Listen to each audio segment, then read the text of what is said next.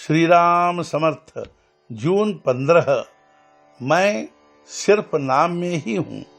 कोई आदमी कितना ही बड़ा हो, पुराण और प्रवचन बहुत अच्छे ढंग से कहता हो, लेकिन यदि वह नामस्मरण में न रहता हो या उसकी संगति से भगवान का प्रेम निर्माण न होता हो, तो उसे कभी संत नहीं कहा जा सकता।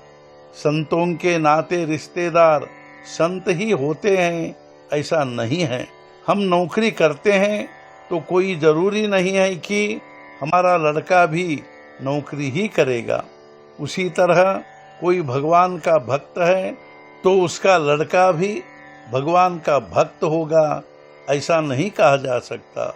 हाँ, चाहे कोई संत ही क्यों न हो जाए, व्यवहार उसे सामान्य आदमियों के समान ही करना चाहिए। चाहे जैसा आचरण करना संत का आचरण नहीं होता। अत्यंत निर्भयता यह संत का पहला गुण होता है, क्योंकि सर्वत्र मैं ही व्याप्त हूँ ऐसी भावना होने के बाद भय के लिए कोई जगह ही नहीं रह जाती। संत के अंतःकरण में भय का लेश भी नहीं होता, इसलिए बाघ, शेर, सांप वगैरह उसे तकलीफ नहीं देते। जंगली बाघ की तरफ भी निर्भय होकर आंख मिलाकर देखो तो वह हमला नहीं करता।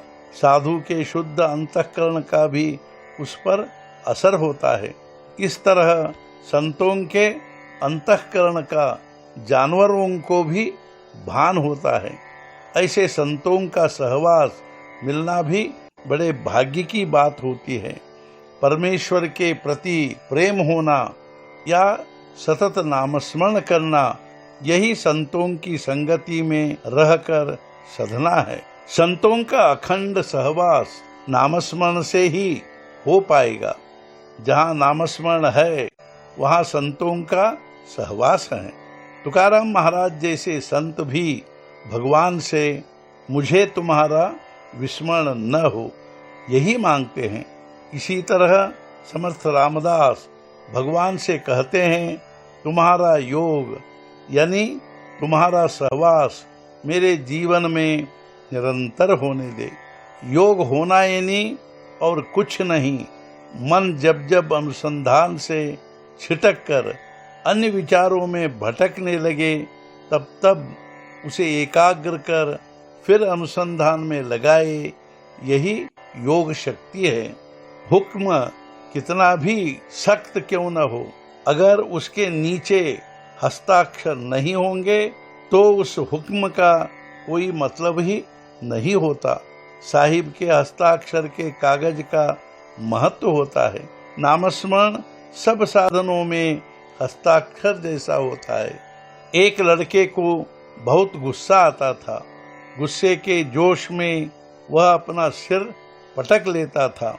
मैंने उससे कहा, रोज स्नान करने के बाद अपने पेट पर चंदन से राम नाम लिख लिया कर, और जब जब गुस्सा आएगा तब तब उस नाम की ओर देखा कर।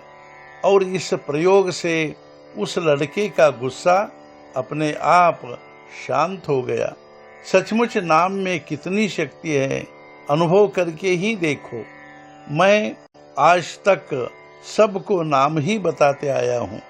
मैं यहाँ नहीं हूँ, मैं वहाँ नहीं हूँ, मैं गया नहीं हूँ, मैं जाता नहीं हूँ, मैं केवल नाम में ही हूँ। जिसके पास भगवान का नाम है उसके आगे पीछे मैं हूँ ही। आज का मुख्य विचार, मैं सच कहता हूँ, तुम सब भगवान का नाम लेते रहो, इसके सिवाय मेरी कोई भी अपेक्षा नहीं है। सद्गुरुनाथ महाराज की जय।